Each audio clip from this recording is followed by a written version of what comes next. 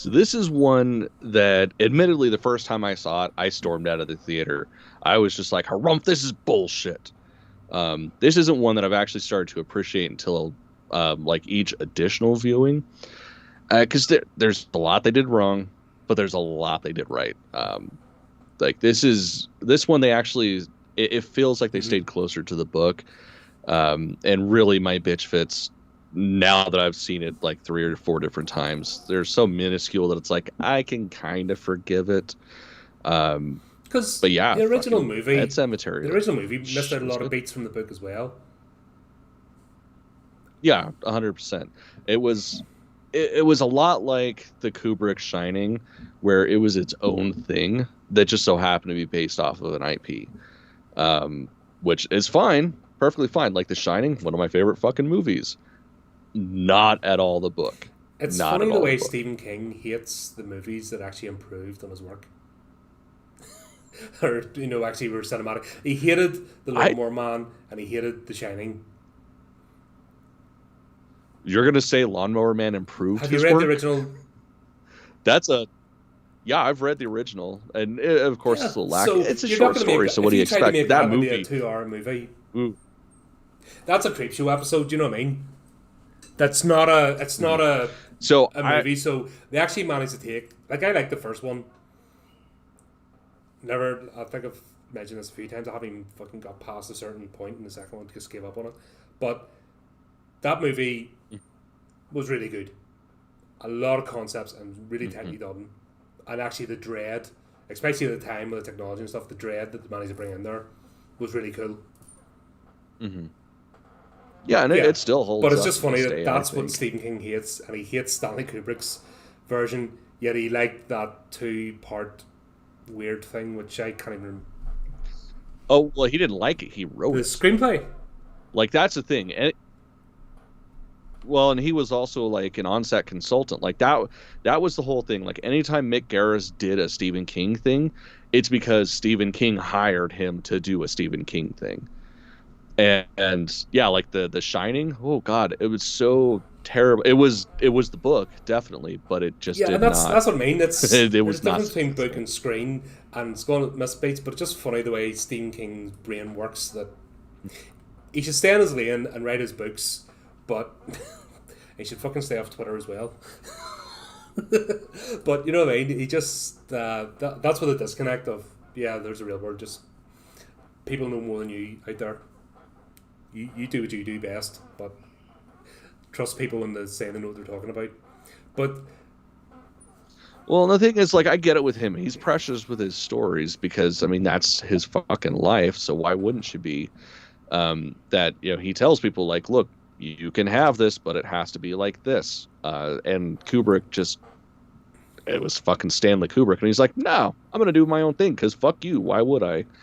And that's the issue that he had was because it was so far off course. that's if it hadn't worked. But when you see his effort and it didn't turn out as well, it's if he had done the two parts here, it had been amazing and blew Kubrick's version out of the water.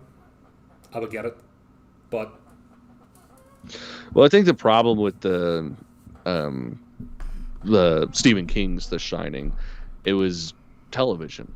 Like it was a series, so they did only have oh so much for a budget, and there were restrictions that were there because it's a televised thing. It's not like a theatrical run where they have more freedom to do stuff. So, I mean, I understand where he was coming from, but yeah, I'm not a fan of that but we've shit. talked about this before, and just going on top, Stephen King's movies, for the part, don't age well, and this is one franchise that benefits from remakes.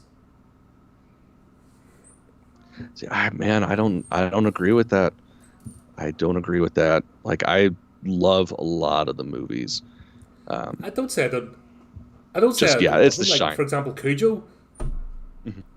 could benefit from a remake just because the Well, you know it aged well. Like that's still that. I don't know. That's um that's a part I don't agree on. Like I think they hold Salem's up pretty Lot goddamn well. could benefit from a Okay, remake. Salem's Lot. Well, fuck. Did you watch Chapel Wait? No, fucking watch Chapelwaite. That was the Jerusalem's Lot thing that we needed. Fuck. So But goddamn you know, good. in terms of the effects, and that because of the age so badly, that's where the remakes of these stories, because they are very visual. Storytelling is very visual. That's where the fucking like the Dark Tower was just an absolute shambles.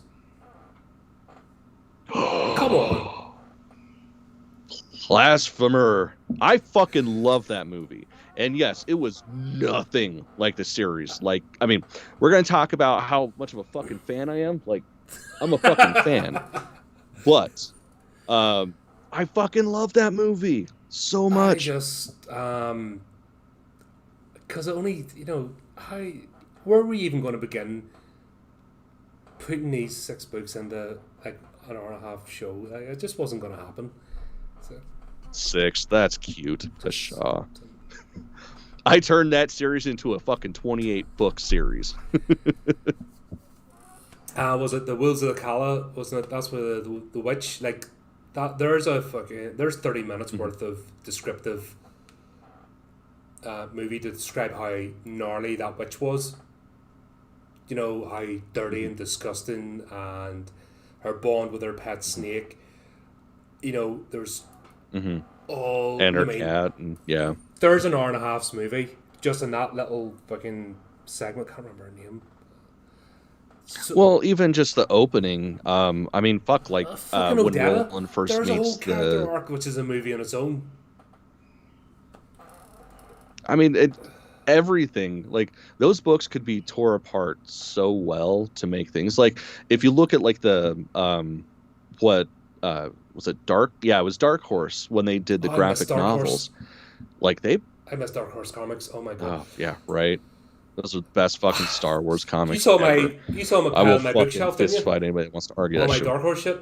Yeah. Yeah. No, I mean, you can't see, but there's like 5 long boxes of comics in there. Vast majority of them are Vertigo and Dark Horse. Yeah, bit of a fan. But yeah, no, I mean that is the thing. I get it with the Dark Tower. There's no way in hell they could have Just done go to justice. Okay, Idris. Because you're not making even anything the for the next first 20 movie, years. like the first, we need you. Are you signed up for this, Matthew McConaughey? Sorry, next 20 years you're not doing anything else because you're going to be busy here. That's what the studio should have done, not fucking one movie. Yeah, I wish they would have done more. I really do, but I also understood how like what they did to make that a contained thing. And the nice thing is too with it, like at least they did do a lot of Stephen King nods to other things in his wheelhouse, like because that's how it is. Arc as well. Similar, we're talking about Salem's Lot. Fucking Father Callahan. The fucking, you know what I mean? There's a whole arc of bringing him into the, he was right. That's a fucking series fucking right Father there. Callahan Just the series. Adventures of him, like. So that's what my problem with the Dark Tower. It's like, no, you made an action flick. Fuck off. That just skimmed, you know what I mean? It was like getting a pebble and just going bounce, bounce, bounce, bounce, bounce. That's on its own, yeah. I just had to pretend it wasn't the Dark Tower. You know what I mean? I had to think it was Dark Tower-ish. Yeah, guys. But well, especially having like read all of them, like I don't know about you or anybody else, but like that final fucking part in the book where he is in the tower and running up the tower, I want that in a movie. Especially that moment where he crosses through the threshold and it's like, you know what? I'll have the horn this time. Like I want that ending in a movie. That's the thing. There's sadly not to be. That's yeah, no, it would never happen in a million years, but that's fine. Just, but Pet Sematary. Yeah, this movie that we're actually talking about. This has been a fucking episode of tangents. Hey, just fucking don't ever get me started on the Dark Tower series because it's worse than Star Wars for me. I have so much money to buy the same shit that I used to have. Just fucking. So, all right. So I'll have to remember to send you there's a way that you have to read those. Like this will be the last bit of the tangent, but yeah, it turns the 7-book series into a 28-part series, and you got to do it. It changes everything about the Stephen King universe. It's fucking great. Cool. Yep, definitely up for that. Because that's as close to Tolkien as you're going to get, because this tie these threads together. Stephen King's Dark Tower series is about as close as the American authors got the Tolkien level of intricacy and detail in the book. And that's and I think it's part of why this whole there's been an American thing about hating British authors for some reason. And the New York Times is the worst. This is the next Tolkien. This is the next James Bond. This is they fucking won't shut up about it. And I think it's all the plastic patties. They're the worst. Yeah, it's British. Horrible. Because I'm Irish. Yeah, my grandpappy's left nipples cousin was over in the Mayflower. You know, they have not from the 80s shut up about every fantasy series. Fucking tagline. The next Tolkien's Tolkien. The Americans Tolkien. They just can't fucking let it go. Yeah, it's like that shit'll never happen again. And period. let it be. And crack on. But Stephen King is the only author who, and this is the only time he wanted to create an actual fantasy series, and he said that himself. It's the only time he actually, and American authors came close to that level of writing by doing his own thing and not trying to be Tolkien. And that's why, and like that there, like, one movie, who the fuck, what would have spoken when they thought that was a good idea? You know what I mean? Normally it's the other direction, like The Hobbit, the fucking, let's make 3 movies, but it's a 150-page book. Fuck off. Yeah, I don't care, it's so good. We'll throw stuff in and fucking put love triangles. What? But anyway, this one, I genuinely, the idea of it and the first watching made me go a bit, but I didn't hate it. Yeah, I didn't have that reaction you did. Oh, yeah, I did. Well, okay, so truth be told, a lot of it was I had just read the book, like right before we went to see it. And of course, that's the worst way to go see a fucking movie, because there's no way they're ever going to make it the book. So like a lot of the shit being left out with Zelda and all that stuff, that really bothered me, especially because like one of the creepiest parts of the book is, sorry, just had a brain fart. But like when she talks about Oz the Great and Powerful, like that's a creepy fucking part in the book. And in this movie, that's literally the only reference is Oz Great and Powerful. And it's like zero context. That's fucking lame and stupid. So that bothered me. And then the fucking end, like the credits, I want to find that band and murder their family. Like, how dare you touch a fucking Ramones song and just shit on it like that? Like, that is a sacred band to me. And they just ruined that fucking song. Like, I still can't watch the credits because of that. Oh, you're so it's precious, just so bad. It's a modern age. People get to do their own interpretation. Don't know what you're getting so upset about. No, they don't. That's... No, not with the Ramones. Like that's such an Indian one of the thing. greatest bands that ever existed. Just get so precious about the stuff. It's not nice when the boot's in the other foot, is it? No. I'll admit it. Fucking when it comes to Indians, I mean, man, music's important. You don't fuck with a man's music. I think this did a better job though of the actual malevolence and gameplay, and the fact there's an entity pulling the strings, where the first movie missed that beat completely. Stuff just happened randomly, and they didn't really put that into context. What I'm trying to see here. Yeah. This, like you said at the start, brought it a bit closer to the book. Well, and the biggest thing, aside from casting John Lithgow, because John Lithgow is fucking You amazing in needed somebody everything at that he level to does. play Judd. Uh, You needed somebody, because if it yeah. had been Well, and some it's shitty, like, just throwaway actor, would have all been taken out of it. But if it had been anybody else, it would have been somebody doing a caricature of Fred Gwynne's portrayal yeah, of Judd. But John Lithgow was his fucking friend in real life, and he straight up said in an interview, he's like, "Yeah, no, he already did that shit. I'm not doing that. I'm gonna do my Judd because there's no way I can do it as good as he did." And I thought that was fucking perfect because, honestly, the first time I saw the trailer, and he says, sometimes dead is better, but without that heavy, heavy, mm-hmm. heavy Maynard accent, it was like, Pshaw, this is stupid. And then, of course, it made perfect sense and it was fantastic. But aside from that, like the biggest thing for me, the biggest draw was the deadfall and the whole Micmac trail. Like, this is one of the first times in a Stephen King movie that I have actually seen on screen what I saw in my head as I was reading it. Like, that was Because you never fucking got that in the first one. Because in the perfect. book, the deadfall let you pass, or it didn't. Mm-hmm. Yeah, they talked about Yeah. being there are certain steps, but there weren't certain steps. This decided to let you pass, and yeah, the first one was like Mm-hmm. stepping over a few twigs, and you went, "What the fuck's this?" You know what I mean? And polystyrene fucking boulders, Right. just. But this is what I'm Yeah. talking about. The effects, the vision was there, but the effects weren't up to keeping up with the imagination. That's why a lot of these films do age Mm-hmm. terribly, and I still stick by that.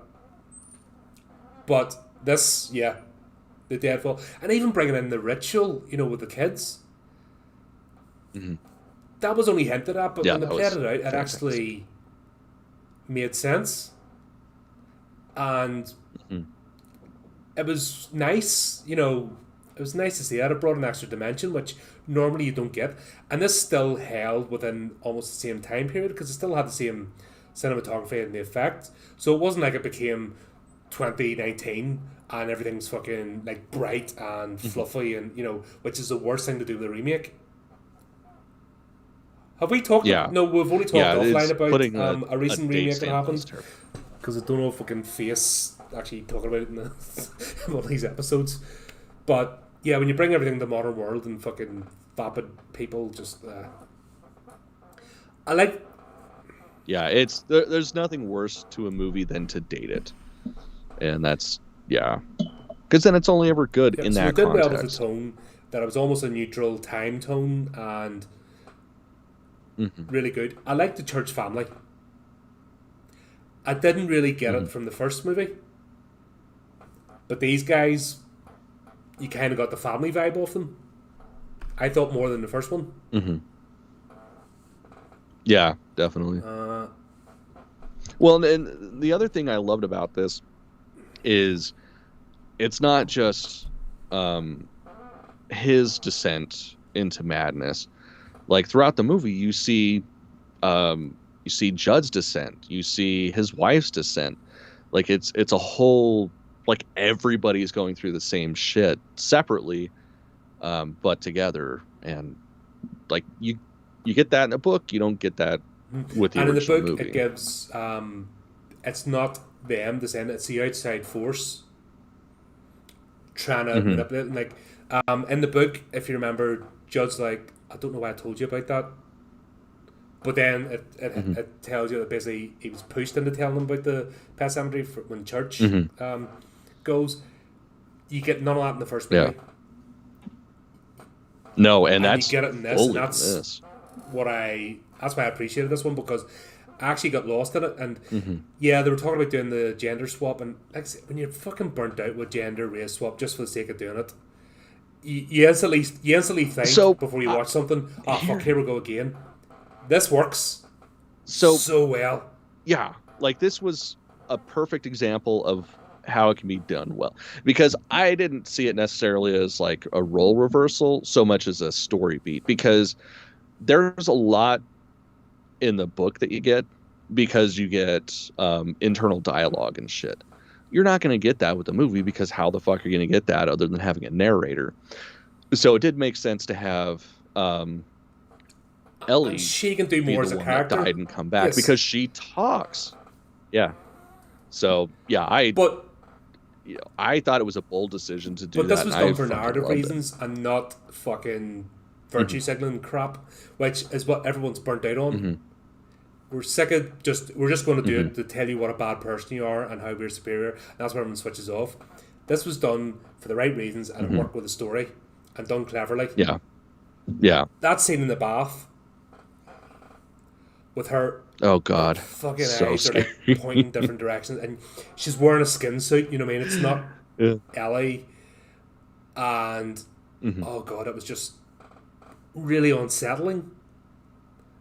You know, Hmm. that work. That's where Ellie's character was able to do so much more. Where in the book, yeah, it was Ellie was the one that was afraid to face death, and the internal conflict between the two of Hmm. them about one's religious, semi-religious, the other isn't. Never, if you're not religious, don't go out with a religious person. Right? It just doesn't work. Yeah, pretty much. It Don't never just don't fucking do it. If works. you're not religious, don't go out with somebody who's deeply. It doesn't matter what religion it is. When someone's in that mindset, and if you're not gonna join, because that's all people who are religious. They're only interested in you joining their version of words and books and texts.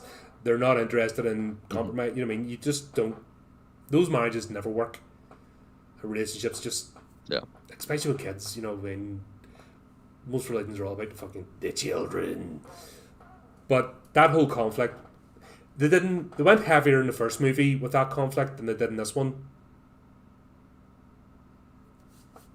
Well, I feel like what they did with this one, like Yeah, they still did it I'm not taking it away. justice. I mean, Listen, that whole, I yeah. really enjoyed this movie. I think this movie's an Hmm. improvement on the original without taking away from the original. That's my kind of Hmm. altogether feeling about it. So I'm not coming across as a oh Yeah. this shit. I'm just trying to point out where they dropped parts of the narrative and then built up other ones. Hmm. Where and it gives you a different Yeah. Yeah. focus and perspective. So they're able to tell almost the rest of the book or a good chunk of the book because they didn't just go over the same beats as the first one. The first one picked up Hmm. on the conflict between the families.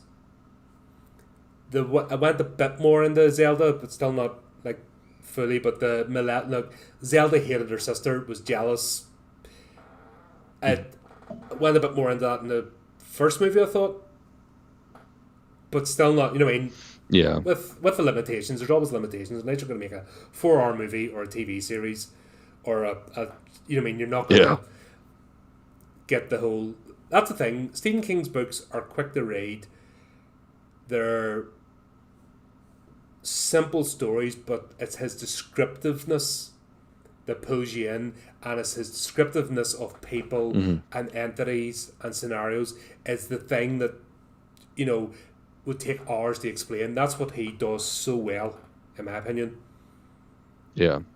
I mean, the story beats is just, I mean, they're basic stories, let's be honest, but it's his descriptiveness of, like, minute details of characters, which is just blows your mind and the Hmm. interactions. But yeah, the first one, I thought, picked up debates about the conflict between the family, really hammed that bit up.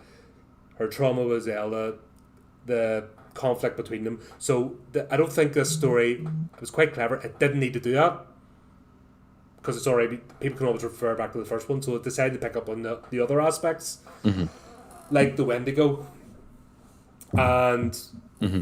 Which that, yeah, sucker for any sort of native lore like that. that was the thing. So you're more into the lore than me because that's living halfway across the world might have something to do with it. But Hmm. the Yeah, maybe Wendigo just a little is bit. it putting out aspects of itself into each person, or is that a complete soul or demon that's transport? Because it's not the original person. You know what I mean? The Um, original person is like it's almost like a magnetic tape of the personality, but it's just played over the top. But it's a different entity. It's not the same person in it. It just happens to have the memories to a point. so it's almost like a possession in a sense. Um, if you could mix like somebody snapping mentally with a possession, that's essentially what a Wendigo is. And because of how far gone they're, you know, how far they've gone, their body starts to transform into that creature of, never-ending hunger and shit. So it's still the same person, but it's a person that's just broken down to where there's So no it's humanity Wendigo, left not in them. Wendy goes, and it's not so much because it's being touched by the Wendigo causes this. No, no, it's definitely because I mean there's the lore and then there's the actual facts, I guess. Because I mean, it's still something that is believed by a lot of the native tribes of that region. Like so much so that there's an actual medical diagnosis of Mm-hmm. Wendigo psychosis. Um, but it's much less a possession, more of essentially the carnal nature of like or the carnal evil nature of man coming out and just taking over the whole self. Right. Okay. So maybe that's starting philosophy now. We've fucking covered every other topic here. So they still die and come back to life. Yeah. No, there's no Oh, death. right. So right. Okay. So Um, this is where it gets. okay, well, I guess the death is their consumption, because essentially you kill everyone around you. It doesn't matter, like loved ones, family, just anybody that's near you. You murder them and you eat them because you've got that hole in you that cannot be filled. So it's a never-ending hunger, never-ending consumption. Okay. Interesting. Because that was the bit of with the story, and because I'm not read up in the lore, um, I didn't understand where the possessed demons or where they were coming from because it said that like the tribes would not touch it. It was soured earth. They wouldn't touch it. They don't bury their dead there, so Mhm. there's nothing there. And I wasn't too sure if it was the Wendigo was in one entity or if it was trying to open a doorway to come through. And this is always a bit confused me about the story. And then when each person was that a almost like a demon from this thing, or was it the Wendigo put itself at different aspects? Do you know what I mean? Because you have this, the Wendigo wants to Yeah, come no, out, it's stuff. it's trapped, it's manipulating events, but I didn't understand how it could affect multiple people unless it was aspects of the one. And that's about where I get confused with this. Yeah, well, when it comes to stuff like that, again, like native lore and stuff, there are definitely spots of the country that local tribes would be like, yeah, fuck that, we stay the fuck away from there. It's just bad juju. Like you don't fuck with it.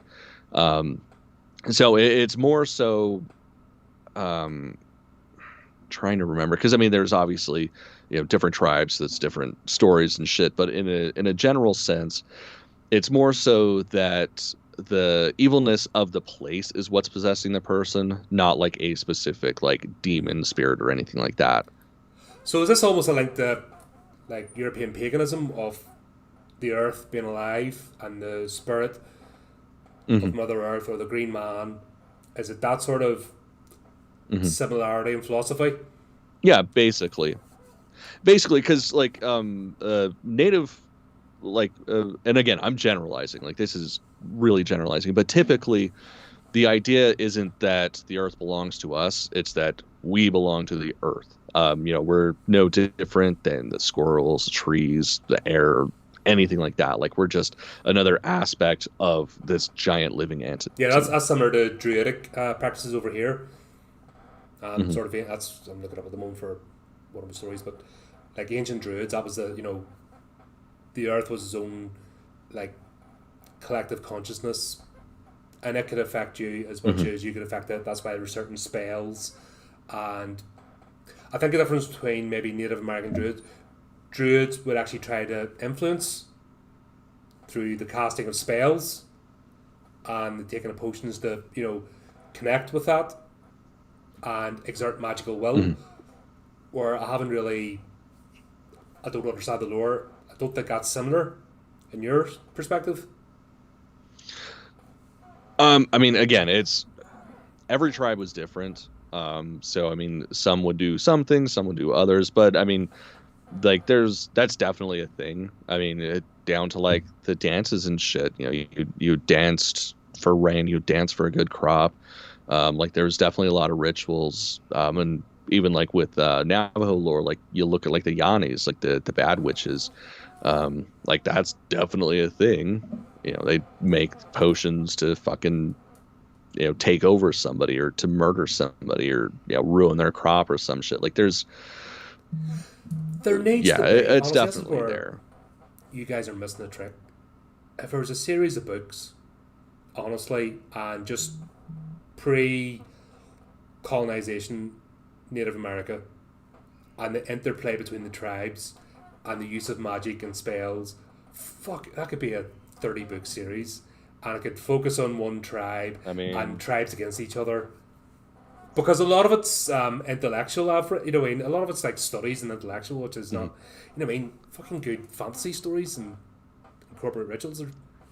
mhm. Well, so to be honest, part of the problem is the whitewashing of this country. Like, you know, everybody's so gung ho for, you know, like, oh, we love the blacks, we love the Latins, we love everybody. But the, you know, indigenous people of this continent, like people still just kind of like, oh, no, no, we don't talk about them. We don't talk about them. So it's not really that surprising. I was trying to oh, yeah, there we go. Yeah. You get plenty of shit like stuff like this. You know, if this was like they turned That's something what I like this mean. into a series, that'd be Because it's fantastic. alright doing intellectual But fucking books in the next room. I have a book I'm reading at the moment about the original Cruthun tribes of Ulster, and that was pre mm, Gaels. You know what I mean? This is all pre Roman Empire and the whole migration mhm, before then. You know, the indigenous people were Talonic, Cruthun, and that's even, you know, and people don't want to talk about them because everything's the Gaels and Gaelic stuff. You know, it's like, hold on, man, you mhm. fucking displaced the people before you claim to be displaced, and you know what I mean? Oh, we don't talk about those. We don't talk about the Kingdom of Ulster and stuff. You know, it's, you know, Yeah. and I know all about being a minority, strangely enough, because I'm from a fucking tiny, tiny country of less than 2 million Yep. people, and uh, you know, it's not nice, but there's a trick being missed there of a whole fantasy series because this is once again Stephen King, another American Mhm. white person touching on lore, but it's anglicized, and I just think there's a whole battle here. Not really. Like honestly, Or is this new world touching like old world and he then gets a losing? Is pass this in what we're my getting across with this? no, like I so with him specifically, like I the amount of research that he does when he does bring in like indigenous lore and stuff, like he fucking nails it. Like he does his research. Like I've learned shit about indigenous lore from him. So I think he gets a pass. But yeah, a lot of other people will just, you know, like a great one that's the terms used a lot but nobody knows what the fuck they are Mm-hmm. is skinwalkers, and that's some shit that drives me fucking insane. It's like the actual lore of those, they're That's scary what as I say. And shit. we've touched on this in the horrific tales with, was it Nicole did a couple of, you know, you performed those, Hmm. just touched on it again. I just think there's a whole realm of storytelling there that Oh, would I actually be agree. fascinating Well, in its own right. especially like, mhm. Well, especially like, yeah, you go like pre Spanish invasion and stuff. Like all the like a lot of tribes were so interconnected. Um, like there was a lot of trade and transit between the, you know, the entire continent that like, you know, stories would mix and shit. So if we could get some fantasy based out of like actual historical shit, like it'd be so much fucking fun. Yeah, and just the interplay between the But tribes and the yeah, who magic, knows? and yeah, Hmm. that's it. But this is what we've got, and I think this back to what we're actually fucking hell. We're really good off. We're really go for today, aren't we? This has actually been fascinating because We're it's stuff, got a it's lot of conversations shit we to haven't say. actually had, and I'm um, Hmm. like I'm Johnny Foreigner. You know what I mean? I'm fucking the other side of the planet here, so it really is an alien culture. Same as you come over Hmm. here and you saw all the fucking 3,000-year-old fucking bits of rock, and you're like, what's that? And you realize there's about 20 million fucking people died, so that rock could sit there because of the tribes fight. You know what I mean? Yeah. You'd be like over here going, what? You know what I mean? It's Yeah. good to learn about other things, and the Hollywood bubble. This is where the Hollywood bubble just needs to fuck off sometimes and stop being so dumb. There's loads of opportunities here for fucking fantastic stories, diverse stories to be told, and be interesting. Just do a bit of, you know what I mean? Fucking have a bit of love for storytelling. That's the problem. It's like I'm all for diversity. I'm all for like inclusiveness, all that shit. But there's the right way to do it, and Yeah, then and there's the Hollywood way to do it. those It's just arseholes just fucking don't have dumb. a clue about the real world, or you don't have to beat someone else down to lift someone else up. I mean, we kind of figured that out in the 90s, but these fuckers, too many fucking drugs and fucking shagging each other and stuff, and not actually fucking doing anything worthwhile. Yeah, because you can do worthwhile stuff while doing that. Totally 100% possible. I know. What you mean, have balance in life? Ah, crazy, Oh, crazy it's emotions. crazy. What do we talk about here? Fuck it, try and get back to the story. Yeah, we're pretty much to the end anyway. So this is like I'm still on the fence if I've actually seen the Have you second seen both endings? or the alternate ending. I want to say that I have because like I swear because like you could only get it if you actually had the physical copy of it. And I want to say I bought it, but I don't fucking remember. And the thing is, like the original ending, I wasn't a huge fan. But you know, looking at the notes, that's the ending of the book. Like Lewis is still alive. It's everybody else that's fucking dead, and he has to somehow figure out how he's going to make a life with a bunch of corpses. Yeah. The one more action flick with this ending. Kind of almost beat for beat with the first one, but except there was Ellie instead of Cage going around. It just happened very quick. You know what I mean? They had all this build up, and then just fucking, you know, they end up and go to bury Rachel, and then he gets impaled, and it just, you know what I mean? There's all this build up, and then all of a sudden, fucking just steamrollers towards the end where you get the three of them. Like, what was the can of petrol about walking towards the car? Was it going to burn Cage? Like, just bop him in the head. He's only a baby. You know, you get the three of them walking towards Cage. I don't know. One of them's carrying a can of petrol. Oh, because it burnt down fucking Judd's house. That's why. Sorry, something. Yeah, that's why he had it. I'm like, how come burn the car? Why are you still carrying that? You fucking. Are you really worried about being caught or fingerprints? Like, you don't give a fuck. That should have been. Yeah. Right, you're dead. It doesn't or matter. Not dead. That's what I mean. That's what we're talking about here: is the dead, not dead, possessed, not possessed, poked a bit by an entity that's brought out gnarly shit. That's a bit I'd love this. Like I said, I'd love to see explored. Yeah, the other ending was basically Ellie kills Rachel. They take Rachel to the pet cemetery. Then they go back and kill Cage. Bury him, and then fucking Louis just left. No, they're going to get the other end of it is they go to get Cage to kill him. It was fucked up. It was like the second one, but I think it might have been. I don't think visually it mightn't have played out as much. It might have been a bit too drawn out. It really would have